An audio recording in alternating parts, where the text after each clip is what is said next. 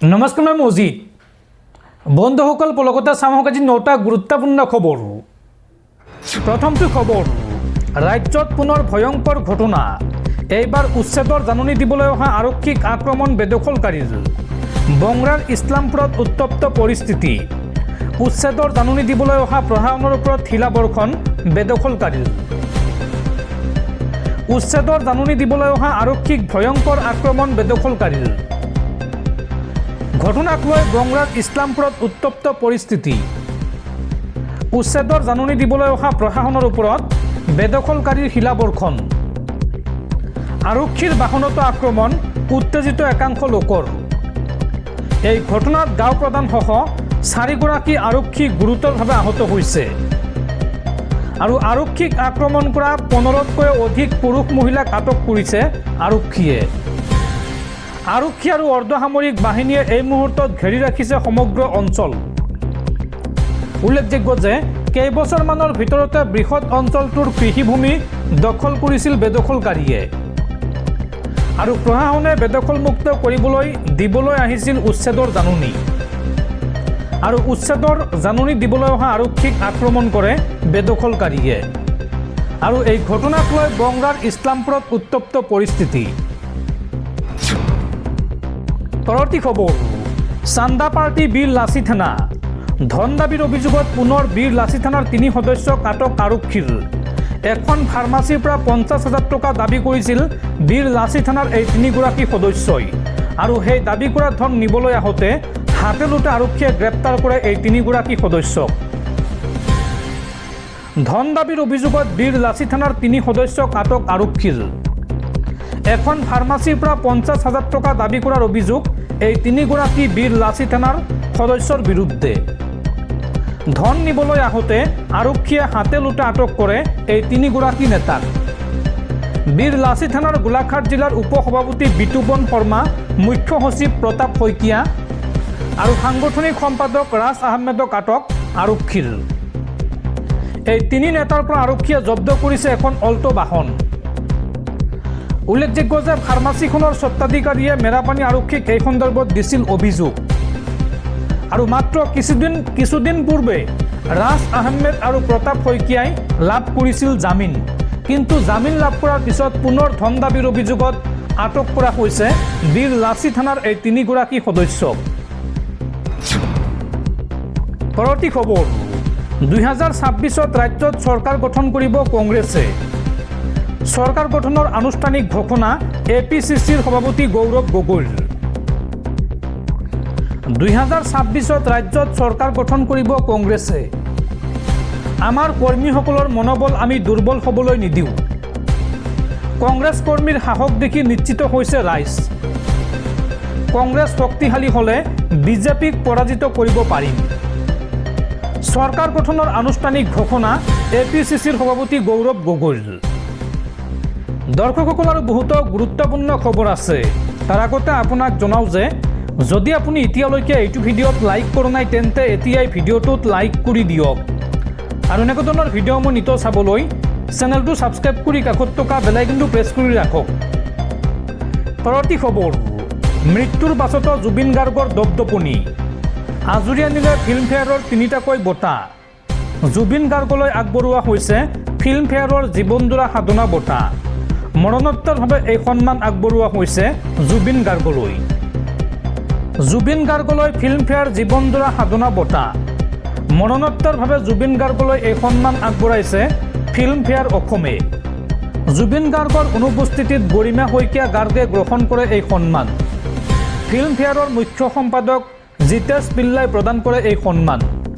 জ্যেষ্ঠ নেপথ্য কণ্ঠশিল্পী পুৰুষ বঁটাও লাভ কৰিছে শিল্পীগৰাকীয়ে আৰু জুবিন গাৰ্গৰ শেষৰখন ছবি ৰৈ ৰৈ বিনালে ছবিৰ বাবেও বিশেষ সন্মান আগবঢ়োৱা হৈছে। পৰৱৰ্তী খবৰ, দিল্লীৰ প্ৰাক্তন মুখ্যমন্ত্ৰী অৰবিন্দ কেজৰিৱালৰ বিৰুদ্ধে তদন্ত কৰিবলৈ গৈ এইবাৰ বিপদত পৰিছে তদন্তকাৰী বিষয়া। দিল্লীৰ সুৰা কেলেংকাৰী তদন্তকাৰী বিষয়াৰ বিৰুদ্ধে বিভাগীয় তদন্তৰ নিৰ্দেশ দিল্লীৰ ৰাউছ এভিনিউ আদালতৰ। দিল্লীৰ সুৰা কেলেংকাৰীত অৰবিন্দ কেজৰিৱাল, মনীষ চিচোদিয়াক দোষমুক্ত ঘোষণা কৰাৰ পিছতে এই গোচৰৰ তদন্তকাৰী বিষয়াৰ বিৰুদ্ধে তদন্ত কৰিবলৈ নিৰ্দেশ দিছে দিল্লীৰ ৰাউছ এভিনিউ আদালতে।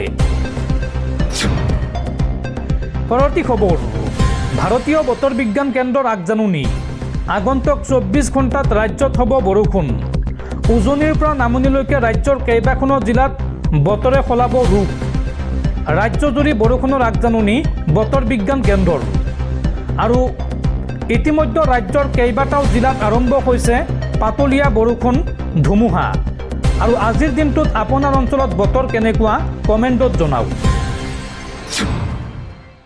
পৰৱৰ্তী খবৰ, হিমন্ত বিশ্ব শৰ্মা পুনৰ অসমৰ মুখ্যমন্ত্ৰী হ'লে জুবিন গাৰ্গৰ হত্যাকাৰী মুকলি আকাশৰ তললৈ ওলাই আহিব। এই মন্তব্য অসম জাতীয় পৰিষদৰ সভাপতি লুৰিণজ্যোতি গগৈৰ।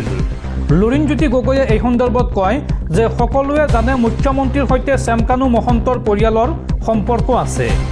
হিমন্ত বিশ্ব শৰ্মা পুনৰ মুখ্যমন্ত্ৰী হ'লে শ্যামকানু মহন্ত, সিদ্ধাৰ্থ শৰ্মা আদি অপৰাধীবোৰ মুকলি আকাশৰ তললৈ ওলাই অহাৰ সুযোগ পাব। এই মন্তব্য অসম জাতীয় পৰিষদৰ সভাপতি লুৰিণজ্যোতি গগৈৰ। পৰৱৰ্তী খবৰ, প্ৰধানমন্ত্ৰী নৰেন্দ্ৰ মোদীক প্ৰত্যাহ্বান আপৰ মুৰব্বী তথা দিল্লীৰ প্ৰাক্তন মুখ্যমন্ত্ৰী অৰবিন্দ কেজৰিৱালৰ। অৰবিন্দ কেজৰিৱালে কয় যে আজি দিল্লীত নিৰ্বাচন অনুষ্ঠিত কৰি দেখাওক। 10টাতকৈ বেছি আসন পালে ৰাজনীতি এৰি দিম। দিল্লীৰ সুৰা কেলেংকাৰীত দুখমুক্ত হোৱাৰ পাছতেই এইদৰে আক্ৰমণাত্মক ৰূপত দিল্লীৰ প্ৰাক্তন মুখ্যমন্ত্ৰী অৰবিন্দ কেজৰিৱাল। পৰৱৰ্তী খবৰ, ধিঙৰ বৰিচাপৰিৰ ৱাৰ্ড মেম্বাৰক বৰখাস্ত। ভুৱা চাৰ্টিফিকেটেৰে পঞ্চায়ত নিৰ্বাচনত জয়ী হৈছিল আজমল খান। জুৰিয়া উন্নয়ন খণ্ডৰ অন্তৰ্গত ধিং বৰিচাপৰিৰ 1 নং ৱাৰ্ডৰ পৰা জয়ী হৈছিল এই লোকজন। জিলা আয়ুক্তৰ তদন্তত পোহৰলৈ আহিছে এই তথ্য আৰু তাৰ পিছতে বৰখাস্ত কৰা হৈছে এইগৰাকী ৱাৰ্ড মেম্বাৰক। পৰৱৰ্তী খবৰ, দিল্লীৰ সুৰা কেলেংকাৰীৰ গোচৰক লৈ ডাঙৰ খবৰ। এই সন্দৰ্ভত এইবাৰ দিল্লী উচ্চ ন্যায়ালয়ৰ কাষ চাপিছে CBI। পূৰ্বে ৰাউছ এভিনিউ আদালতে দুখমুক্ত ঘোষণা কৰিছিল 23জনকৈ আপ নেতাক। অৰবিন্দ কেজৰিৱাল, মনীষ সিসোদিয়াসহ 23জনক দুখমুক্ত ঘোষণা কৰিছিল নিম্ন আদালতে। কিন্তু নিম্ন আদালতৰ এই ৰায়ৰ বিৰুদ্ধে এতিয়া দিল্লী উচ্চ ন্যায়ালয়ত আবেদন জনাইছে CBI-এ। পৰৱৰ্তী খবৰ, যোৰহাটত কংগ্ৰেছৰ সময় পৰিৱৰ্তনৰ যাত্ৰা। এই যাত্ৰাত হিমন্ত বিশ্ব শৰ্মা চৰকাৰক তীব্ৰ সমালোচনা APCCৰ সভাপতি গৌৰৱ গগৈৰ। অসম প্ৰদেশ কংগ্ৰেছ কমিটিৰ উদ্যোগত আৰম্ভ হোৱা সময় পৰিৱৰ্তনৰ যাত্ৰাৰ দ্বিতীয়টো পৰ্যায় আজি যোৰহাট জিলাত উপস্থিত হয়। সভাপতি গৌৰৱ গগৈৰ নেতৃত্বত আৰম্ভ হোৱা এই যাত্ৰাই জিলাখনৰ বিভিন্ন প্ৰান্তত এক উষ্ম সঁহাৰি লাভ কৰা পৰিলক্ষিত হৈছে। দিনটোৰ কাৰ্যসূচীৰ আৰম্ভণিতে গৌৰৱ গগৈয়ে ঐতিহাসিক শ্ৰী শ্ৰী আঠখেলীয়া নামঘৰত আশীৰ্বাদ গ্ৰহণ কৰে। ইয়াৰ পিছতে তেওঁ তিতাবৰৰ ৰাজীৱ ভৱনত উপস্থিত হৈ প্ৰয়াত প্ৰাক্তন মুখ্যমন্ত্ৰী তৰুণ গগৈৰ প্ৰতিমূৰ্তিত মাল্যাৰ্পণ কৰি শ্ৰদ্ধা নিবেদন কৰে। তিতাবৰত তেওঁক গায়ন বায়ন, দিহানাম আৰু বিহুৰে আদৰণি জনায় দলীয় কৰ্মীসকলে। বোকাহোলা বাগান খেলপথাৰত আয়োজিত বিশাল জনসভাত ভাষণ দি গৌৰৱ গগৈয়ে বিজেপি চৰকাৰক খুৰদাৰ সমালোচনা কৰে। তেওঁৰ ভাষণৰ মূল দিশসমূহ আছিল, গগৈয়ে কয় যে কংগ্ৰেছৰ আদৰ্শ হ'ল দুখীয়াৰ চকুৰ পানী মোচা, কিন্তু বিজেপি কেৱল পুঁজিপতিৰ স্বাৰ্থত ব্যস্ত। মুখ্যমন্ত্ৰীৰ পৰিয়ালক লক্ষ্য কৰি তেওঁ অভিযোগ কৰে যে এটা বিশেষ পৰিয়ালে আজি 12,000 বিঘা মাটি দখল কৰিছে। আনহাতে সাধাৰণ ৰাইজৰ অৱস্থা দিনক দিনে শোচনীয় হৈছে। গাঁৱে ভূঞে বিজেপি চৰকাৰে মদৰ দোকান মুকলি কৰি সমাজ ধ্বংস কৰাৰ অভিযোগ তুলি তেওঁ প্ৰতিশ্ৰুতি দিয়ে যে কংগ্ৰেছ ক্ষমতালৈ আহিলে এই দোকানসমূহ বন্ধ কৰা হ'ব। যাত্ৰাৰ মাজতে গৌৰৱ গগৈয়ে আগন্তুক নিৰ্বাচনৰ বাবে এটা বিশেষ গীত মুকলি কৰে।